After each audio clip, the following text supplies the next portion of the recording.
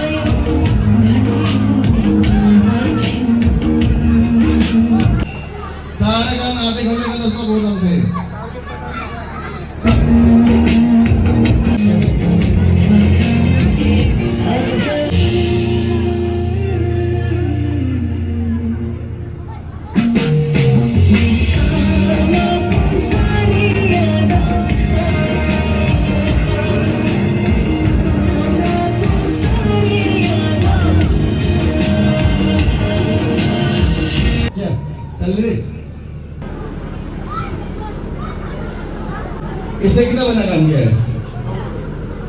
ये लो, जल्दी काम करो, ये लो।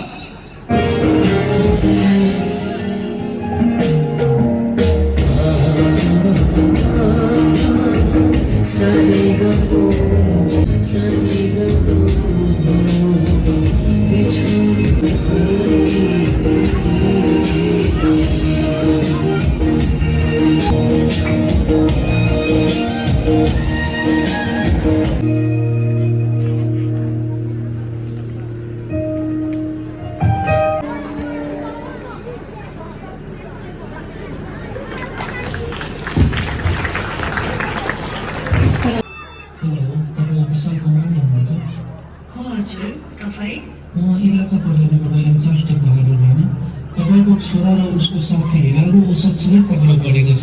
छिटो थानामा आउनुहोला। हजुर सर, नमस्कार। हजुरले नै मलाई फोन गर्नुभएको थियो। म बसालको हुनुहुन्छ। जवाब गर्नै हुन्छ।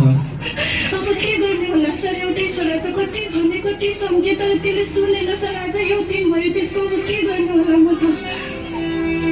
त्यस्तै त हो, अब उसलाई पाँचले सजाय पनि छैन। त्यस्तो लाग्ने होला समाजमा मैले कसरी मुक्ति पाउनु होला? अब भन्नु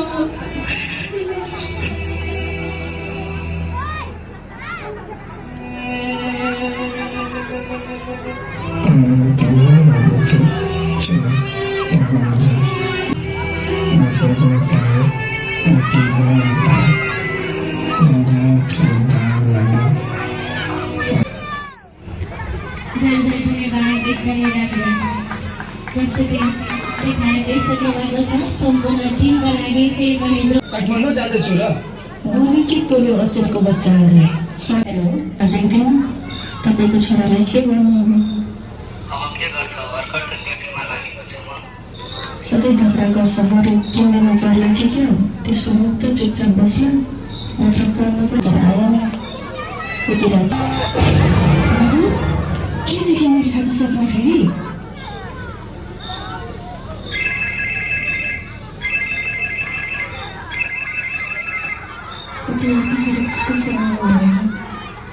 हेलो,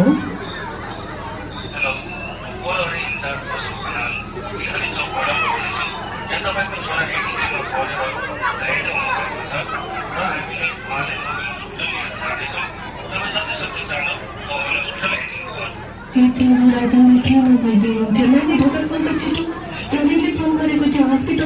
केही हुन सक्दैन, किनकि उसको घटनास्थलमा मृत्यु भइसकेको रहेछ। नपासी गरेर त्यसमा पनि आमा भाइ रहेन अब।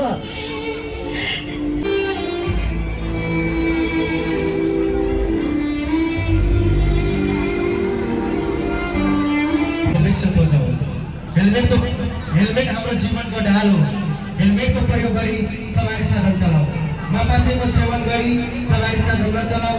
आफ्नो जीवनको सुरुहरू आदरणीय शिक्षक वर्ग, बुद्धिजीवी सम्पूर्ण उपस्थित भद्र भलाग्मी तथा मेरा प्यारा युवा विद्यार्थी भाइ बहिनीहरू, आज यस गरिमामय हलमा आयोजित लागु औषध न्यूनीकरण सम्बन्धी सचेतनामूलक कार्यक्रममा मलाई आफ्नो भनाइहरू राख्ने अवसर दिनुभएकोमा आयोजक टिमप्रति हार्दिक आभार व्यक्त गर्दछु। आदरणीय महानुभावहरू, आज लागु औषध दुर्व्यसनले हाम्रो समाजको लागि एउटा यस्तो अदृश्य महामारी बनेको छ जसले हाम्रो युवाहरूको भविष्य मात्र होइन, सिङ्गो राष्ट्रको विकासलाई नै धराइसी बनाइरहेको छ। कौतूहलका साथीभाइको बलद दबाव वा मानसिक तनावका कारण आजको कर्णधारहरू यस दलदलमा फसिरहेका छन्।